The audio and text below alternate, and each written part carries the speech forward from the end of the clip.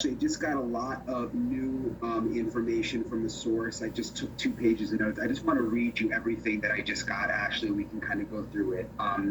First of all, I am told that Attorney General Garland approved this, that this all went up to the highest levels for approval, that they did not even notify the Secret Service at Mar-a-Lago that this would be happening until about an hour before the search warrant started.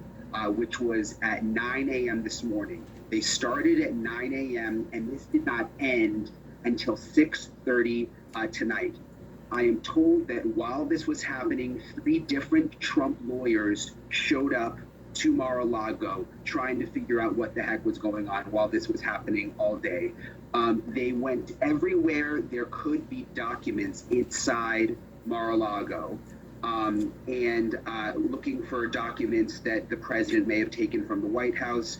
Obviously, National Archives doesn't have some items that they are supposed to have, and that's what they were looking for because he doesn't have a right to have those classified documents, according to my source.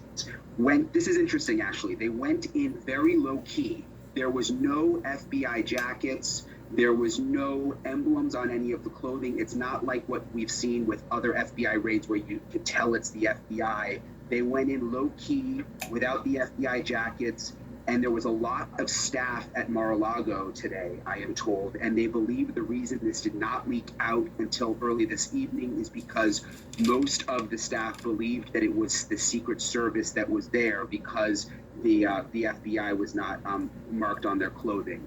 Okay, this is also interesting. We've heard the reports about the safe. President Trump in his statement said that his safe was broken into.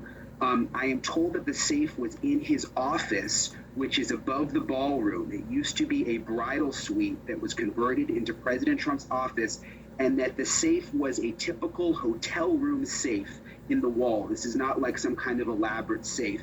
It was a hotel room safe, and that nothing significant was found inside that safe. It's not the kind of safe that you would store classified documents in. I'm told that everything they found will go to the FBI office here in South Florida before it makes its way back to DC, and that the warrant was very explicit that they could only take certain items related to the alleged criminal activity. So it's not like they went in and just took all the documents they could find and then are later going to go through them all and try to figure out what's relevant. That is not what's happening, I'm told. I'm told that they knew exactly what they were looking for and that those are the only items that they were allowed to take, and that they ended up leaving with dozens of boxes, actually. Well, I mean, 9.5 hours of searching. You can only imagine what they were looking for if they were just looking for a couple of documents. I'll say this, Brian, those revelations are extraordinary, what you just said, that there's a hotel room sized safe. That certainly puts into perspective, the picture of boxes and boxes of documents certainly wouldn't be in a hotel room safe, and that nothing significant was found in that safe also is a fascinating discovery on your part from your sources. What's interesting about the way a federal warrant is executed, you can't just go willy-nilly and say, let's go in and see what we find. Let's take a look around. The way it works is that prosecutors list very, very specifically the probable cause for the actual crime they think is committed. And they have to list out that crime, right? Then they actually have to list what supporting evidence they believe they're going to find, and sometimes in the great detail of saying where they believe they're going to find it. But the other interesting thing is, even though we now know that this particular search is in relation to the 15 boxes of material with some classified information that were removed from the White House and taken to Mar-a-Lago, that doesn't matter.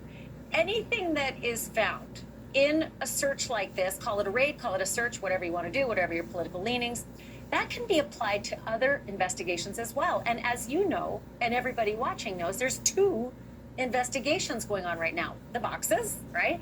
And also the January 6th. Are you hearing anything, Brian, from your sources about that other little piece of business on the side, the January 6th, and if they found anything in this particular search that might have applied to that?